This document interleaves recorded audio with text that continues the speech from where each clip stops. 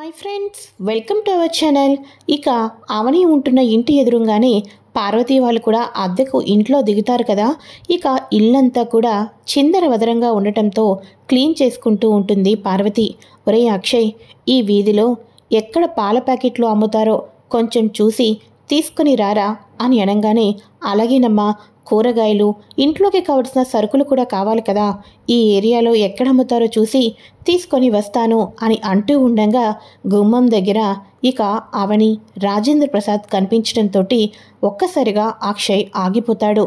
బయటకు వెళ్తానన్న వాడివి ఉండిపోయావేంటి అని అంటూ తన భర్తను చూసి పార్వతి కూడా మౌనంగా ఉండిపోతుంది. ఇక వెంటనే ఇంట్లో ఉన్న పెద్దావిడ, ఒరే రాజేంద్ర, ఎలా ఉన్నావురా నువ్వు అని చెప్పేసి ఇక వెంటనే కొడుకును చూసిన ఆనందంలో దగ్గరికి వెళ్ళి తన కొడుకుని దగ్గరికి తీసుకుంటూ ఉంటుంది. తల్లివి కదమ్మా, అందుకోసమే తల్లి పేగు అల్లల్లాడిపోయింది. నన్ను చూడంగానే ఎలా ఉన్నావురా అని దగ్గరికి వచ్చావు, కానీ కట్టుకున్న భార్య మాత్రం నోటి నుంచి మాట రానంత దూరంలో ఉండిపోయింది. చూసావా నీ కోడలు యొక్క పరిస్థితి అని చెప్పేసి అనగానే, ఏంటి, ఎందుకొచ్చారు? మా దయనీయమైన పరిస్థితి చూసి ఇక మాతో పెట్టుకుంటే ఇలా ఉంటుంది అని మమ్మల్ని వెక్కిరించడానికి ఇక్కడికి వచ్చారా అని అనగానే, అయ్యో అత్తయ్య గారు, అవే మాటలు అత్తయ్య గారు అని చెప్పేసేసి ఇక అవని అంటూ ఉంటుంది. అవును, నువ్వు ఇక్కడికి వచ్చావంటే దాని అర్థం పరమార్థం మాకేంటో తెలియదు అనుకుంటున్నావా? మంచి మాటలతో నువ్వు ఇక్కడికి వచ్చినంత మాత్రాన నీ మనసులో నువ్వు ఎంత సంతోషపడుతున్నావో, మేము ఇలా ఇబ్బందులు పడుతుంటుంటే నీ కలిగే సంతోషం ఏంటో నాకు తెలియదు అనుకుంటున్నావా అని చెప్పేసి పార్వతి అంటూ ఉంటుంది. ఇక వెంటనే రాజేంద్ర ప్రసాద్, ఈ జన్మకు మారరు నువ్వు. అవని యొక్క గొప్పతనం, మంచితనం అర్థం చేసుకోకపోతే ఒక వ్యక్తి మీద 24 గంటలు కూడా కోపాన్ని, ద్వేషాన్ని పెంచుకుంటే ఆ వ్యక్తిలో మంచితనం అనేది ఎప్పటికీ అర్థం కాలేదు పార్వతి. ఎందుకు వచ్చిందో తెలుసా? ఇక అత్తయ్య గారు కొత్త ఇంట్లో ఇబ్బంది పడుతున్నారు మావయ్య గారు, నేనే ఈ రకంగా ఏదో ఒకటి హెల్ప్ చేసి వస్తాను అని చెప్పేసి ఇక వస్తూ ఉంటే, వద్దమ్మా, ఆ ఇంట్లో ఉన్న వాళ్ళు నీ అంత మంచి మనసు ఉన్న మానవతావాదులు కాదు, నిన్ను ఏదో ఒక మాటని ఇబ్బంది పెడతారు అన్నాను. అప్పటికీ నా మాట వినుకోకుండా ఈ వయసులో మా అత్తయ్య గారు ఇబ్బంది పడడానికి వీల్లేదు అని నన్ను తీసుకొని వచ్చింది. చూసావా మావని, నువ్వు దేనికి వచ్చావో వాళ్ళను చూసి నవ్వటానికి వచ్చావంటున్నారు, పదమ్మా వెళ్ళిపోదాం అని అనగానే, అయ్యో మావయ్య గారు, అత్తయ్య గారు ఉదయం నుంచి అలసిపోయారు, ఏదో కోపం ఉంటుంది, కోపంతో ఏదో మాటలంటారు, అవన్నీ పట్టించుకుంటామా ఏంటి అని చెప్పేసేసి ఇక వెంటనే అవని వచ్చేసేసి చీపురు తీసుకుంటుంది. మీరు నన్ను వద్దన్నా, నన్ను ఏమన్నా నేను చేసిన పని చేసే వెళ్తాను అత్తయ్య గారు అని చెప్పేసి ఇక వెంటనే అవని ఆ చీపురు తీసుకుని ఇల్లంతా కూడా దులిపేస్తూ ఉంటుంది. ఇల్లంతా కూడా చెత్త మొత్తం బయటకు ఎత్తేసేసి ఎక్కడ సామాన్లు అక్కడ పెట్టేస్తూ ఉంటుంది. ఇక వెంటనే ఈ ఇంట్లో ఉన్న అక్షయ్ కూడా, ఏమైంది అవనికి, కావాలని తప్పులు చేసేది తనే, మళ్ళీ తను మంచిదానిలాగా ప్రవర్తిస్తూ ఇక ఈ రకంగా ప్లాన్ చేసేది కూడా తనే, ఛీ అని చెప్పేసి అక్షయ్ అయితే తన మనసులో తిట్టుకుంటూ ఉంటాడు. ఇక వెంటనే, అత్తయ్య గారు, ఈ పూటకి మీరు ప్రశాంతంగా నిద్రపోవచ్చు, అంతేకాదు మీ అందరికీ కూడా రాత్రిపూట పాలే కదా తాగుతారు, నేను తీసుకొని వస్తాను, ఈ లోపల మీరందరూ ఫ్రెష్ అవ్వండి అని చెప్పేసి అనగానే, నువ్వు తీసుకొచ్చే పాలేమీ నాకు అక్కర్లేదు, నా కొడుకు పాలు తీసుకొని వస్తాడు, మేము తాగుతాం అని చెప్పేసేసి అనగానే, అవును నేనే తీసుకొని వస్తాను అని చెప్పేసి ఇక అక్షయ్ అయితే బయటకు వెళ్ళి పాల ప్యాకెట్లు తీసుకొని వస్తాడు. పార్వతి వాటిని అందరినీ కూడా ఇచ్చి తాగుతూ నిద్రపోతారు. ఇక మార్నింగ్ అవ్వగానే అవని ఆ ఇంట్లో బ్రేక్ఫాస్ట్ రెడీ చేసేస్తూ ఉంటుంది. అమ్మ అవని, ఏంటమ్మా నీ హడావడి అని అనగానే, ఏం లేదు మావయ్య గారు, అందరికీ టిఫిన్స్ రెడీ చేస్తున్నాను అని అనగానే, ప్యాక్ చేస్తున్నట్టున్నావు అని అనగానే, పాపం అత్తయ్య వాళ్ళకి ఈ టిఫిన్స్ అని అంటూ ఉండగా, నువ్వేమో ఇంత ప్రేమతో మా అత్తయ్య నా భర్త తినాలి అని అనుకుంటున్నావు, కానీ తీరా అక్కడికి వెళ్ళాక వాళ్ళు నిన్ను మాటలతో ఇబ్బంది పెడతారు. ఎందుకమ్మా అవని కోరి తిట్టించుకోవటం, కోరి కష్టాలు పడటం, అనవసరంగా నీ మనసు గాయపడటం తప్ప ఇంకేమైనా ఉందా చెప్పు అని రాజేంద్ర ప్రసాద్ అనగానే, తిట్టనియండి మావయ్య గారు, వాళ్ళు తిట్టినంత మాత్రాన వాళ్ళు నా వాళ్ళు కాకుండా పోతారా? వాళ్ళు నన్ను తిట్టినా పర్వాలేదు, వాళ్ళ కడుపు ఏ రకంగా నిండుతుందా అని ఆలోచిస్తున్నాను, కాబట్టి నాకు భయం ఏమీ లేదు అని చెప్పేసి ఇక వెంటనే బ్రేక్ఫాస్ట్ మొత్తం రెడీ చేసుకొని ఇంటికైతే ఎదురుగా వెళ్ళిపోతుంది. ఈ అవని మాట అస్సలు వినదు. కోడలి యొక్క మంచితనాన్ని వాళ్ళు కూడా అర్థం చేసుకోరు. ఛీ అని రాజేంద్ర ప్రసాద్ కూడా అవని వెనకతల వెళ్తూ ఉంటారు. అత్తయ్య అత్తయ్య ఏవండి ఎక్కడున్నారు? త్వరగా రండి, మీ అందరి కోసం నేను బ్రేక్ఫాస్ట్ తీసుకుని వచ్చాను, రండి రండి అని చెప్పేసి ఇక వెంటనే ప్లేట్లో టిఫిన్ పెడుతూ ఉంటుంది. నీ టిఫిన్, నీ చేతి వంట ఎవరు కోరుకుంటున్నారని ఇక్కడికి తీసుకొని వచ్చావు అని అనగానే, అదేంటి అత్తయ్య గారు, ఎదురింట్లో ఉన్నారు, కొత్తగా వచ్చారు, మీకు ఈ ఇంట్లో పని అలవాటయ్యేదాకా ఇలా ఎవరో ఒకరు హెల్ప్ చేయాలి కదా, అయినా నేను బయట వాళ్ళకి ఏమైనా తీసుకొని వచ్చానా, నా వాళ్ళకే కదా, కాబట్టి తినండి అత్తయ్య గారు అని అంటూ ఉండగా ఇక వెంటనే, నువ్వు తీసుకొని వచ్చింది మా దృష్టిలో టిఫినో లేకపోతే మా ఆకలి తీర్చటమో కాదు, ఇక అది మాకు విషంతో సమానం అని చెప్పేసి పార్వతి అనగానే, ఓహో మీకు ఇది విషంతో సమానమా, మీకు విషం ఇచ్చి నేనెందుకు అత్తయ్య గారు అనవసరంగా ఇబ్బంది పడతాను, మీకు నిజంగా మీ కళ్ళ ముందు విషం ఉండి మీరు తినాలి అనుకోండి, అది తెలిసినా తెలియకపోయినా ముందు ఆ విషయాన్ని నేనే నోట్లో పెట్టుకుంటాను, నేను తిన్న తర్వాత అది బాగుందంటేనే మీరు తింటారు, కాబట్టి ఇది మీకు విషంతో సమానమైతే ముందు నేను తిని చూపిస్తాను, ఆ తర్వాతే మీరు తినండి అని చెప్పేసి అవని అంటూ ఉంటుంది. ఈ లోపల అమ్మమ్మ గారికేమో ట్యాబ్లెట్ వేసుకోవాలి, ఇక తనకేమో టిఫిన్ కావాల్సిందే, అందుకోసం అవని తీసుకువచ్చిన టిఫిన్ని అలానే చూస్తూ ఉంటుంది.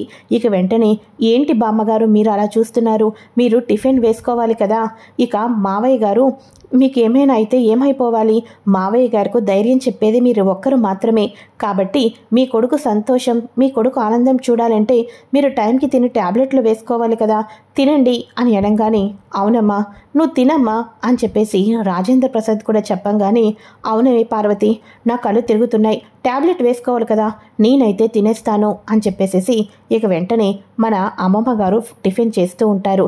ఇక వెంటనే స్మెల్ వస్తూ ఉంటుంది. ఇక వెంటనే అక్షయ్కి పార్వతికి కూడా ఆ స్మెల్కి, అబ్బబ్బబ్బబ్బా అవని చేతి వంట తిని ఎన్ని రోజులైపోయిందో, అబ్బబ్బబ్బబ్బా ఎంత టేస్ట్గా ఉందో, అమ్మ అవని ఇంకో 2 ఇడ్లీలు పెట్టమ్మా అని చెప్పేసి అంటూ ఉండగా ఇక వెంటనే, ఏవండి మీరు కూడా తినండి, అత్తయ్య గారు మీరు తినకపోతే మావయ్య గారి మీద ఒట్టే, ఏంటండి మీరు అలా చూస్తున్నారు, మీరు గనక ఇప్పుడు ఈ టిఫిన్ తినకపోతే నా మీద ఒట్టేసినా మీరు తినర్లేండి, అందుకోసమే నేను మన ఆరాధ్య మీద ఒట్టేస్తున్నాను, తినండి అని చెప్పేసి గట్టిగా చెప్పడంతో అందరూ సంతోషంగా హ్యాపీగా తృప్తిగా అయితే టిఫిన్ చేస్తారు. ఇక తన వాళ్ళందరూ కూడా అలా తృప్తిగా భోజనం చేసి అవని సంతోషపడిపోతుంది, ఎంతగానో ఆనందపడిపోతుంది. రాజేంద్ర ప్రసాద్ అనుకుంటాడు, తిట్టినా కొట్టినా వాళ్ళతో తిట్టించుకున్నా వాళ్ళ కడుపు నింపాలని చూసావమ్మా అవని, నువ్వు నిజంగానే నువ్వు నీలాంటి అమ్మాయి మా ఇంటి కొడలుగా రావటం ఎప్పుడో మేము చేసుకున్న పుణ్యం అయ్యుంటుంది అని చెప్పేసి ఇక అనుకుంటూ ఉంటారు. ఆ టిఫిన్ ప్లేట్లన్నీ తీసుకున్న తర్వాత, చూడు ఇప్పుడేదో టిఫిన్లు తిన్నామని మధ్యాహ్నం భోజనం తీసుకొని వస్తాను, ఈ మాటలన్నీ వద్దు, మేము కూడా మా ఇంట్లో వండుకుంటాం, అర్థమైందా అని అనగానే, అలాగే అత్తయ్య గారు, మీకు ఎప్పుడైనా ఏదైనా అవసరం వస్తే నేనున్నానని అస్సలు మర్చిపోవద్దు, అంతేకాదు అత్తయ్య గారు, ఈ ఇంట్లో మీరు ఎక్కువ రోజులు కూడా ఉండాల్సిన అవసరం ఏమీ లేదు, ఆ ఇల్లు నా పేరు మీద ఉందనే కాబట్టే కదా మీరు ఆ ఇంటి నుంచి వచ్చేశారు, అదే ఇల్లు మీ పేరు మీద ఉంటే మీరు వచ్చేవాళ్ళు కాదు కదా, అందుకోసమే అత్తయ్య నేను ఆ ఇంటిని మీ పేరు మీదకి మార్చడానికి లాయర్ గారితో మాట్లాడాను, లాయర్ గారు దానికి కొంచెం ప్రాసెస్ ఉందమ్మా, టైం పడుతుంది అన్నారు, ఇక ఆ ప్రాసెస్ అంతా జరిగి ఆ ఇల్లు మీ పేరు మీదకి వచ్చిన తర్వాత మీకు ఈ కష్టాలు అవసరం లేదు అత్తయ్య, హ్యాపీగా మీరు ఆ ఇంటికి వెళ్ళిపోవచ్చు అని అనగానే, నీ ముష్టి, నీ దానాలు, నీ ధర్మాలు ఇక్కడ ఎవరికి అవసరం ఏమీ లేదు,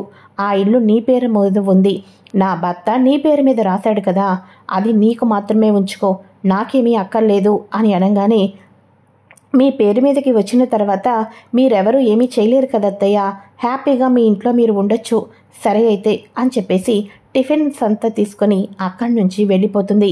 అక్షయ్ వచ్చేసేసి, అమ్మా నేను ఇంటర్వ్యూకి వెళ్తాను అని అనగానే, అలాగే అక్షయ్ అని చెప్పేసి అనగానే ఇక వెంటనే అక్షయ్ అయితే ఇంటర్వ్యూకి వెళ్ళిపోతాడు. ఇక వెంటనే పార్వతి అనుకుంటూ ఉంటుంది, ఈ అవని ముష్టి వేస్తుంది, ఇంటిని నా పేరు మీద రాయాలనుకుంటుంది, కాబట్టి అది ఎట్టి పరిస్థితుల్లోనూ జరగకూడదు, ఇక ఈ అవని ఇచ్చిన ఇంట్లో నేను ఉన్నట్టుగా అస్సలు ఉండకూడదు, లాయర్ గారితో వెళ్ళి ఎట్టి పరిస్థితుల్లో కూడా ఆ ఇల్లు నా పేరు మీదకి రావటానికి వీల్లేదు అని గట్టిగా మాట్లాడి వస్తాను అని చెప్పేసేసి అత్తయ్య, నేను ఇప్పుడే పని మీద బయటికి వెళ్తాను అని అనగానే, అలాగేనే పార్వతి అని చెప్పేసేసి అనగానే పార్వతి కూడా వెళ్ళిపోతుంది. ఇంట్లో ఒక అమ్మమ్మ గారే ఉంటారు. ఎదురింట్లో వచ్చేసేసి తన రాజేంద్ర ప్రసాద్ బయటే గుమ్మంలో కూర్చొని న్యూస్ పేపర్స్ చదువుకుంటూ ఉంటాడు. ఇక వెంటనే పార్వతి వెళ్ళంగానే రాజేంద్ర ప్రసాద్ దగ్గరికి వచ్చి, ఒరే రాజేంద్ర, ఏంటిరా ఇదంతా కూడా, మన కుటుంబానికి ఏంట్రా ఈ బాధంతా కూడా అని అనగానే, ఏం చేయమంటావమ్మా, అందరం కూడా కలిసి ఇక అవనిని ఎంతగానో ఇబ్బంది పెట్టాం. ఒక మంచి వాళ్ళని ఇబ్బంది పెడితే దేవుడు మిగతా వాళ్లకు శిక్ష వేస్తాడనుకుంటా, బహుశా ఇదే కాబోలు అని అనగానే, నిజమేరా, అవనిని చూస్తుంటుంటే మంచిదానిలాగే అనిపిస్తుంది అని అనగానే, మంచిదానిలా ఏంటమ్మా, అవని లాంటి కోడలు రావటం మేం చేసుకున్న అదృష్టం. ఒక్క క్షణం అవని మీద కోపాన్ని ద్వేషాన్ని పక్కన పెట్టేస్తే మన ఇంట్లో ఉన్న వాళ్ళందరూ కూడా అవని మంచితనాన్ని అర్థం చేసుకుంటారు. ఎవరేంటి అన్నది తెలుస్తుంది. అప్పుడు కుటుంబం అంతా సంతోషంగా కలిసిమెలిసి ఉండేవాళ్ళం అని చెప్పేసి అనగానే, అవునరా, ఈ వయసులో తల్లిని నేను ఒక దగ్గర, నా కొడుకు ఒక దగ్గర, నా కోడలు కొడుకుతో లేకుండా ఇదంతా కూడా అనవసరం. అవని మంచితనం వాళ్ళు అర్థం చేసుకోవాలి. ఇంతకాలం తెలుసో తెలియకో నేను కూడా తప్పు చేశాను అని చెప్పేసేసి ఇక బామ్మగారు తన కొడుకు రాజేంద్రతో మాట్లాడుతూ ఉంటారు. ఆటో దిగుతుంది పార్వతి. ఇక వెంటనే ఫ్యామిలీ లాయర్ ఉంటారు కదా, ఫ్యామిలీ లాయర్ దగ్గరకైతే వెళ్తారు. నమస్కారం పార్వతి గారు అని అనగానే, నమస్కారం అండి అని అనగానే, ఈ మధ్య జరిగిన విషయం నాకు చాలా బాధ అనిపించింది. ఎన్నో ఏళ్లగా మీ కుటుంబంలో ఫ్యామిలీ లాయర్గా ఉన్నాను నేను, కానీ మీ కుటుంబానికి ఇటువంటి పరిస్థితి వస్తుందని ఎప్పుడూ ఊహించలేదు పార్వతి గారు అని అనగానే, ఏం చేస్తామండి, మా టైం బాగోలేదు. అవును, అవని తన పేరు మీద ఉన్న ఇంటిని నా పేరు మీద రాయాలని చెప్పేసి డిసైడ్ అయిందంట కదా. తన ముష్టి నాకేమీ అవసరం లేదు. అందుకోసమే మీరు ఎట్టి పరిస్థితుల్లోనూ కూడా ఆ ఇంటిని నా పేరు మీద రానియ్యకండి. ఈరోజు మా కుటుంబం అంతా ఇంత దయనీయ స్థితిలో ఉన్నామంటే దానికి కారణం కూడా అందుకు అవనినే అని అనగానే ఫ్యామిలీ లాయర్ షాక్ అయిపోతారు. ఏంటి, ఏం మాట్లాడుతున్నారు? తను ఎంతో గొప్పగా మీ పేరు మీద రాయమనింది, మీరెందుకు వద్దంటున్నారు అని అనగానే, వద్దు లాయర్ గారు, తనంత మంచిది కాదు అని అనగానే, అమ్మా, నేను ఇలా మాట్లాడుతున్నానని ఏమీ అనుకోవద్దమ్మా అని అనగానే, ఏంటి లాయర్ గారు అని అంటూ ఉండగా, అమ్మా, ఈరోజు మీ కుటుంబం అంతా రోడ్డున పడిపోయిన స్థితి వచ్చింది. ఇప్పటికి కూడా నిజం చెప్పకపోతే ఇంతకాలం మీ చేతి ఉప్పు తిన్న నాకు దేవుడు కూడా మంచిగా చూడడమ్మా, దేవుడు కూడా మంచిగా చూడటు అని చెప్పేసి అనగానే, ఏమైంది లాయర్ గారు అని అంటూ ఉండగా, అవని ఒకరోజు మా ఇంటికి ఆఫీస్కి వచ్చిందమ్మా. వచ్చి, నా భర్తకు తెలివి ఉంది, ఇక బిజినెస్లో ఎక్స్పీరియన్స్ కూడా ఉంది, కాబట్టి నా భర్తకు ఆస్తులు అంతస్తులు ఏమీ అక్కర్లేదు లాయర్ గారు, నా ఆస్తి మొత్తాన్ని 2 ఆడబడుచుల పేరు మీద, 2 మరుదుల పేరు మీద రాయండి చాలు అని చెప్పేసేసి రిక్వెస్ట్ చేసింది. అదేంటమ్మా, నీకు ఒక ఆడపిల్ల ఉంది కదా, ఆస్తి రావాలి కదా అని అనగానే, వద్దు లాయర్ గారు, వాళ్లకు పేరు మీద ఆస్తి సమానంగా పంచండి చాలు, ఆస్తి 4 వాటాలు వేయండి చాలు అని అనగానే, డాక్యుమెంట్స్ రెడీ చేయించానమ్మా అని అనగానే, లేదు లాయర్ గారు, తను మోసం చేసింది అని అనగానే, నేను చెప్పేది పూర్తిగా వినమ్మా అని చెప్పేసేసి ఆస్తి 4 వాటాలు వేశామా. ఆ తర్వాత రోజు మీ చిన్న కోడలు పల్లవి ఉంది కదా, తన తండ్రిని తీసుకుని తిన్నగా ఇక్కడికి వచ్చిందమ్మా. తన తండ్రిని తీసుకొని వచ్చి ఆస్తి మొత్తాన్ని కూడా అక్షయ్ బావగారి పేరు మీద రాయమని నన్ను బలవంతం చేశారు. అరే, వాళ్ళ భార్య ఆస్తి వద్దు అనింది అన్నాను. అయినప్పటికీ కూడా బలవంతంగా నా పీక మీద కత్తి పెట్టి మరీ బలవంతంగా డాక్యుమెంట్స్ రెడీ చేయించారు. ఇక వాళ్లకు 2 డాక్యుమెంట్స్ ఇచ్చాను. ఆ తర్వాత రోజే మీ ఇంట్లో పెద్ద గందరగోళం నెలకొంది. అవని ఏమో ఆస్తి తన భర్త పేరు మీద రాసింది అని, పల్లవి ఏమో మార్చిందన్న విషయం ఎవ్వరికీ తెలీదు. కాబట్టి అవనిని చెడ్డదానిగా అనుకుంటున్నారు. పాపం, కుటుంబానికి మంచి చేయాలనుకున్న అమ్మాయి అవని. ఆ 2వ రోజు అవని నా దగ్గరికి వచ్చింది. ఎందుకు మీరు ఇలా రక్తాలతో చెలగాటాలు ఆడుతున్నారు, మా కుటుంబంతో ఎందుకు ఇలా చెలగాటాలు ఆడుతున్నారు అని చెప్పేసి అనగానే, పల్లవి తన తండ్రి నన్ను ఇబ్బంది పెట్టారని కూడా నిజం చెప్పాను. తను పల్లవి అంతు తేలుద్దామని బయటకు వచ్చింది. పల్లవి ఎదురుపడింది. ఏంటి, నా గురించి ఇంట్లో వాళ్ళందరికీ నిజం చెప్పడానికి బయలుదేరావా? నిన్నే ఇంటి నుంచి గెంటించేటట్టు ప్లాన్ చేస్తాను అని చెప్పేసి ఇక అక్కడి నుంచి వాళ్ళు వెళ్ళిపోయారమ్మా. మీరు అనవసరంగా అవనిని తప్పుగా అపార్థం చేసుకోవద్దమ్మా. అదంతా కూడా ఆ రోజు పల్లవినే చేసింది. ఆ రోజు పల్లవి చేసింది ఇప్పటిదాకా ఇలాంటివి ఎన్ని చేసిందో. నిజం చెప్పాలంటే ఈరోజు మీ కుటుంబం ఇలా రోడ్డున పడటానికి ఆ రోజు చేసిన తప్పే, అలాంటి తప్పే ఈరోజు పల్లవి ఇంకొకటి చేసి ఉండొచ్చు అని లాయర్ గారు చెప్పంగానే ఒక్కసారిగా పార్వతి షాక్ అయిపోతుంది. ఇక అత్తయ్య, నాకు చాలా బాధగా ఉంది అత్తయ్య. మిమ్మల్ని నేను అనవసరంగా మీ దగ్గరికి వచ్చేద్దాం అనుకుంటున్నాను అత్తయ్య. ఇలాంటి మాటలు మాట్లాడుతూ పల్లవి తన పక్కనే ఉంటూ మోసం చేసినవి నాటకాలు అన్నీ తెలుసుకుంటుంది పార్వతి. నేను రోడ్డున పడినా బాధ లేదు, కానీ అవని తప్పు తెలుసుకున్నాను. ఒక్కరోజు నా కొడుకుతో బయటకు వచ్చినందుకే నేను నరకయాతన అనుభవించాను కదా. అలాంటిది అవనిని అర్ధరాత్రి ఇంటి నుంచి బయటకు గెంటేశాను. పాపం ఆ రాత్రి వేళల్లో అవని ఎంత బాధపడి ఉంటుందో, ఎంత కన్నీళ్లు కార్చిందో. అందుకోసమే మంచి వాళ్లకు చెడు చేసినందుకు భగవంతుడు ఈరోజు నాకు నా కొడుకుకు ఈ గతి పట్టించినట్టు ఉన్నాడు. అవని లాంటి మంచి అమ్మాయిని ఉసురు పెట్టించినందుకే ఈరోజు మా పరిస్థితి ఇలా రోడ్డున పడింది. ఇప్పటికైనా నిజం తెలిసింది. రోడ్డున పడినప్పటికీ కూడా సంతోషంగా ఉన్నానంటే అవని మంచితనం తెలుసుకున్నాను కాబట్టే. ఇప్పుడు నేను పల్లవి నిజస్వరూపం బయట పెట్టడం కాదు. నా కొడుకు మనసులో అవని మీద ఎంతో ద్వేషం నెలకొని ఉంది. నా కొడుకంతటా నా కొడుకుకి తన భార్య మీద ప్రేమ పుట్టాలి. తన భార్య మీద ప్రేమ పుట్టి భార్య లేకుండా క్షణం కూడా ఉండలేనంత ప్రేమ తన భార్య మీద పుట్టేటట్టు చేయాలి. ఇక వాడి కాళ్ళ మీద వాళ్ళు నిలబడాలి. ఆస్తి మొత్తానికి కూడా వాడు వారసుడవ్వాలి అని చెప్పేసేసి పార్వతి ఆ క్షణం నుంచి కూడా రోడ్డున పడినప్పటికీ కూడా అవనిని తన కొడుకు ప్రేమించేటట్టుగా చెయ్యాలి అని చెప్పేసేసి డిసైడ్ అయిపోతుంది.